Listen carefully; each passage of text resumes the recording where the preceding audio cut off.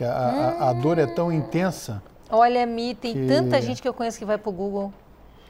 É um perigo isso, é um perigo. Porque tem algumas especialidades que o pessoal bobagem, não consegue ir para o Dr. Google, né? Que é o caso de um colega que a gente trouxe que é proctologista, né? Porque dificilmente o cara pega o espelhinho e vai se examinar. E nas doenças reumáticas, eu acho que a coisa assusta em primeiro lugar, né? Porque a dor é uma coisa que ninguém gosta de ter, né? Eu quero dar um pouco de razão para a Ana, porque infelizmente existe muita automedicação. E mesmo com toda a dor, o pessoal fica em casa. Eles vão para o Google, é incrível, não faça isso, por favor. E ainda tem uma situação de legislação, né? No nosso país, o acesso a anti-inflamatórios é um acesso livre. Né? Bom, os anti-inflamatórios é um problema. E anti-inflamatórios podem ser muito problemáticos se uma pessoa tem contraindicação a eles. Né? Então, por exemplo, uma determinada pessoa com gota, daqui a pouco vai se automedicar e ela tem um histórico de gastrite. Faz uma úlcera. Né? Perfura uma úlcera. úlcera. Até porque a pessoa não sabe quanto tempo ela pode tomar o anti-inflamatório. E o anti-inflamatório ele tem um limite de prazo, ele tem um tempo que pode tomar. Tem que procurar o médico. Ou então é diabética e hipertensa, o que torna muito problemático o uso de anti-inflamatórios nas circunstâncias, mas daqui a pouco a pessoa vai e usa, né, por conta própria. Então, é um problema isso. Eu como atendo muito homem, Henrique, e homem é assim, eles são muito valentes até sentir dor, né? Sentiu dor, eles ficam quietinhos. Então, cirurgia em homem é um problema quando não dói, porque eles fazem tudo que não é para fazer. A mulher, a gente pede para ficar quietinha, elas ficam. O homem, se não sentir dor, por isso que eu imaginei que o paciente, como diz que é mais frequente em homem, o cara ficasse quieto e fosse procurar ajuda, né? Bom, eu pelo menos, se tivesse uma complicação qualquer, graças a Deus eu fugi. Essas coisas ruins ficaram todas para Ana. Nasceu muito mais bonita aqui, mas em compensação... Nós vamos fazer um intervalo e a gente já volta.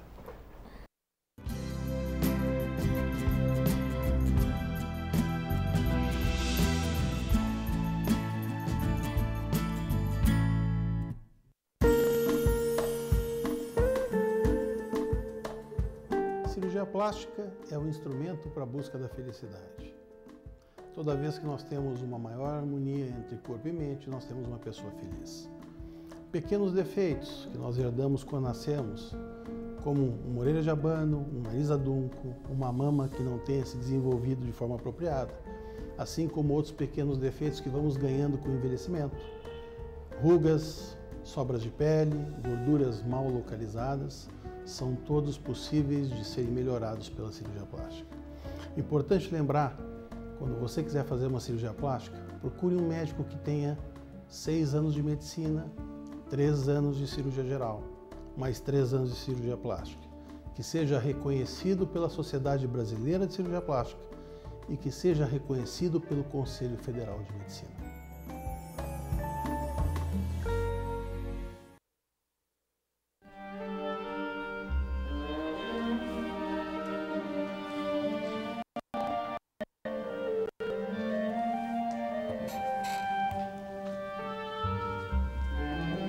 Vamos comprar doce?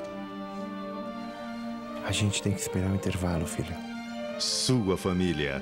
Não está na hora de você se dedicar a ela? Da Igreja de Jesus Cristo dos Santos dos Últimos Dias.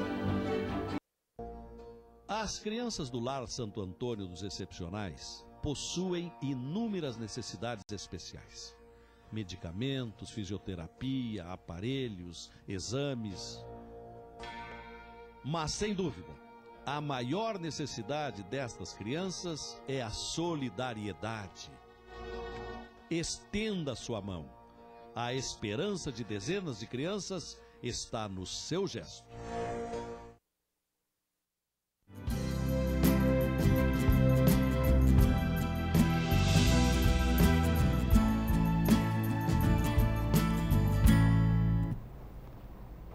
Pois é, estamos com o Dr. Henrique, que está, como a Ana falou, nos dando uma aula aí sobre doenças reumáticas, as mais de 200, né? Então, quando me disserem, eu tenho reumatismo, eu vou fazer isso. Vem cá, qual das 200 nós estamos falando? Mas fibromialgia, Que a Ana disse que é outra coisa que pediram muito para que falasse a respeito. Muitos e-mails. E eu tenho pacientes minhas que não saem mais da cama. Pois é. É uma doença muito comum? É uma doença muito comum. Por mais que haja, quem sabe, um certo excesso de diagnósticos, né? Porque essa é uma doença que pode se apresentar praticamente para qualquer especialidade médica, clínica, né? Nem sempre o diagnóstico é fácil e nem sempre o diagnóstico preenche os critérios tradicionais para a doença. E a gente tem que ter um certo rigor, né, porque existem muitas doenças sistêmicas que podem causar sintomas parecidos com a fibromialgia.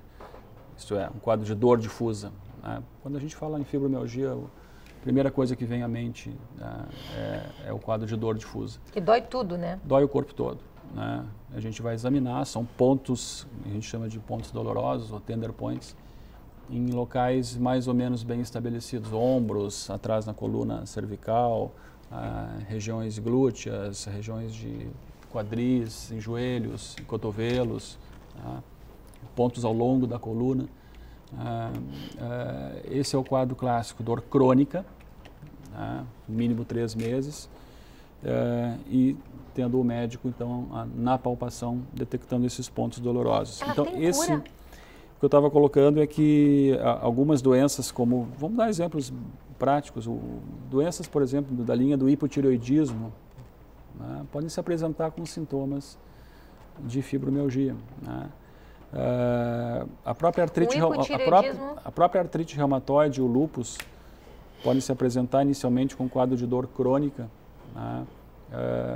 Lembrando muito a fibromialgia. E depois vai se tornar uma artrite reumatoide, ou um lúpus, ou um hipotireoidismo. O hipotireoidismo, então, se ele tiver não controlado, ou mesmo controlado, pode dar. Um hipotireoidismo inicial, ainda sem diagnóstico, portanto descontrolado, né, pode causar sintomas muito semelhantes à fibromialgia. Então tem que ter um certo cuidado. Aquilo que a gente chama de fibromialgia verdadeira ou fibromialgia primária, né, é uma síndrome dolorosa crônica, em geral da mulher, né, bem mais rara em homens, uma faixa etária que começa ali entre os 30 e os 50 anos, né, com vários pontos de dor, né, em ambas as metades do corpo, isso é importante também para critérios. Em geral, em pessoas que têm outras alterações chamadas funcionais, isto é, não dormem bem, têm um sono irregular, são pessoas que em geral têm bruxismo, que têm enxaqueca, que têm síndrome do colo irritável, né? Outras síndromes funcionais, né? O conceito de síndrome funcional, fibromialgia, uma delas, também é um conceito difícil, às vezes, das pessoas entenderem à primeira vista, porque assim, são um conjunto de sintomas reais para o paciente, são muito reais para o paciente, né? E, portanto, devem ser reais para o médico também, né? Mas que não se acompanham de alterações de raio-x, de imagem e de laboratório.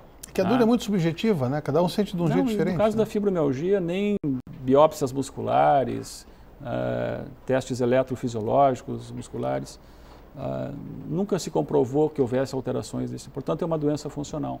Como é a enxaqueca, como é o bruxismo, como é o colo irritável, como é a dispepsia gástrica. E ela tem cura, doutor Henrique? Essa é a pergunta de sempre, né? A fibromialgia é uma doença funcional crônica cujo tratamento não é fácil, mas que pode melhorar. A gente fala em cura quando a pessoa fica muito bem livre de qualquer remédio. Isso pode acontecer.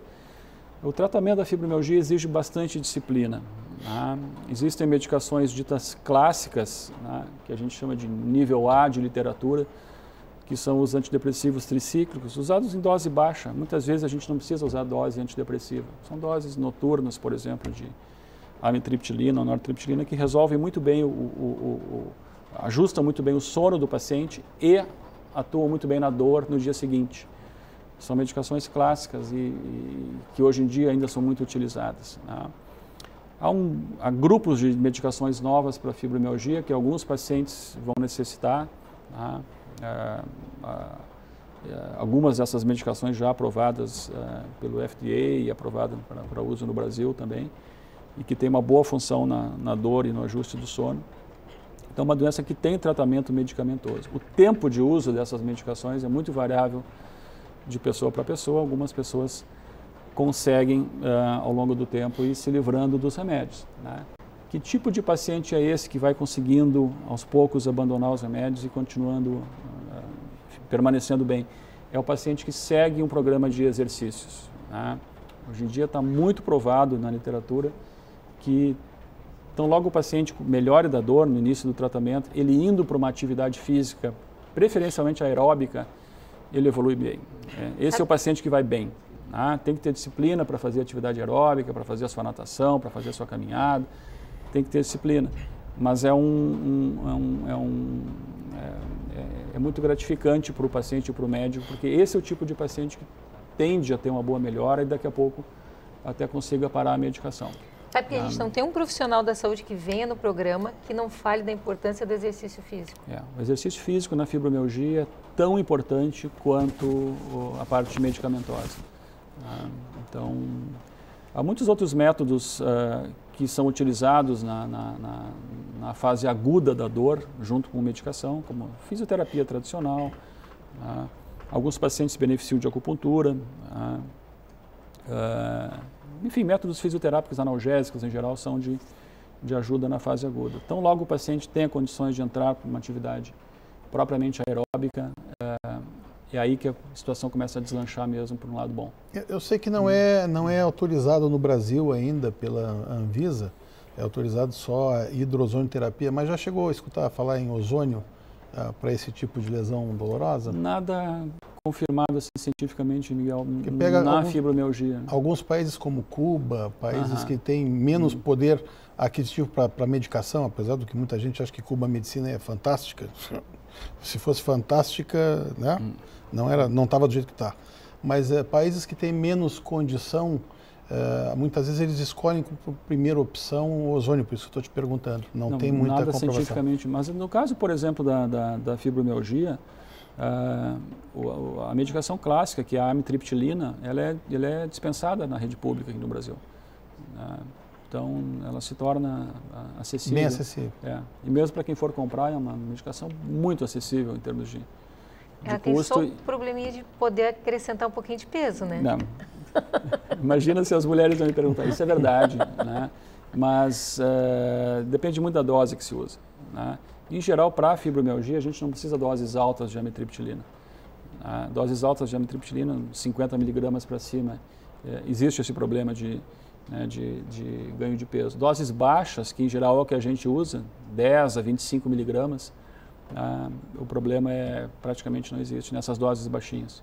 Então, até para tranquilizar, porque realmente é uma droga excelente para tratar dor, né, e ajustar o sono dessas pessoas. Melatonina, que é uma coisa que no Brasil também é proibida, mas se vende até no Walmart nos Estados Unidos, que é o hormônio que a gente fabrica quando dorme bem, de repente poderia ser usado como acessório. No momento que entrar em níveis de científico, Miguel, é possível, né? Mas ainda a literatura médica porque eles usam lá fora como alternativa para, digo mais, em função do sono, né? Exatamente. Que é o hormônio que a gente fabrica quando dorme, né? Mas ainda na fibromialgia em si, também ainda é bem experimental. Está em pesquisa mesmo. Artrite reumatoide. Voltamos para os nossos 200 e tantos reumatismos e voltamos para um que é autoimune, né? A semelhança do lúpus, a artrite reumatoide é uma doença autoimune. Como que a pessoa pode saber que ela está começando a ter artrite? É uma ótima pergunta, porque assim, muitas vezes o paciente não valoriza os sintomas de início, né? A artrite reumatoide é uma doença autoimune, essa sim, com grande predileção pelas articulações. O lúpus pode acometer qualquer órgão, qualquer tecido, tá? A artrite reumatoide é uma doença muito mais focada nas articulações, principalmente em mulheres. A doença em geral começa ali pelos 30 anos. Existem formas infantis e formas mais da terceira idade, mas o grande volume de pacientes é mulheres ali ao redor dos 30, 35 anos. Quer dizer, estrogênio atuando em quase todas elas, aqui também, né? Aqui também muito forte. Ninguém fala nada do anticoncepcional, né? Mas te respondendo, sensação de inchaço nas mãos, dificuldade de manhã, chamada rigidez matinal, A pessoa acorda e tem dificuldade de abrir e fechar os dedos, né? Uma sensação de peso nas articulações, propriamente de inchaço. Em geral, é como a doença começa. É muito difícil a artrite reumatoide não acometer as mãos. Tá? As articulações de mão são as mais acometidas na doença. A queixa de que leva um tempo para engrenar, né? Então a pessoa vem determinado tempo bem, começa a notar rigidez pela manhã, e daqui a pouco essa rigidez não é 5 minutos, é 10, 20 ou 30 minutos ou 1 hora. É um sinal de alerta. Claro, propriamente inchaço em outras articulações também, como joelhos, tornozelos. De novo, o diagnóstico precoce é o melhor caminho. É o melhor caminho. Essa é uma doença cujo tratamento evoluiu muito. Hoje em dia, um diagnóstico precoce, a gente chama de artrite reumatoide de classe 1, que é quando se faz diagnóstico precoce, no primeiro ano da doença. A tendência é de uma excelente estagnação da doença. É uma doença crônica também, mas ela tem como estagnar. Ela tendo um diagnóstico precoce, as pessoas podem ficar muito bem com medicações pouco agressivas. Se consegue interromper aquelas alterações que vão causando as articulações. Se consegue estagnar a doença. Que é uma coisa importante, né? Mas lógico. Que aquelas deformações que vão acontecendo afora a perda da função... A tendência é se ver cada vez menos, na medida que os diagnósticos forem melhores. Hoje em dia a tecnologia laboratorial também para artrite reumatoide é melhor, há testes novos, superiores ao clássico fator reumatoide, que ainda é utilizado, mas há testes mais modernos e mais precisos, como o anti-CCP, por exemplo, que é um anticorpo bem mais preciso para o diagnóstico da doença. As coisas melhoraram muito e melhoraram muito no tratamento também. Hoje em dia há várias medicações chamadas biológicas que tratam casos assim mais severos da doença de uma maneira assim muito, muito efetiva. Então, houve uma boa evolução ainda. Eu acho que, na verdade, o principal que a gente queria aqui, né, Henrique, é lembrar o paciente que, mais uma vez, o diagnóstico prematuro, muitas sempre vezes... Sempre é o melhor tratamento. Né? Então, automedicação não, né? A quem recorrer? Automedicação sempre é um negócio dos piores. Porque esse é um caso típico que eles vão para o anti-inflamatório de cara, né? Estou com dor, não sei o quê, então anti-inflamatório. De repente, diminui um pouquinho a dor, para um pouquinho. Até chegar no médico vai levar um tempo, que muitas vezes... Quem trabalha em hospitais grandes, hospitais de referência, o caso do hospital onde a gente trabalha, se vê muita complicação, por exemplo, de anti-inflamatórios por mau uso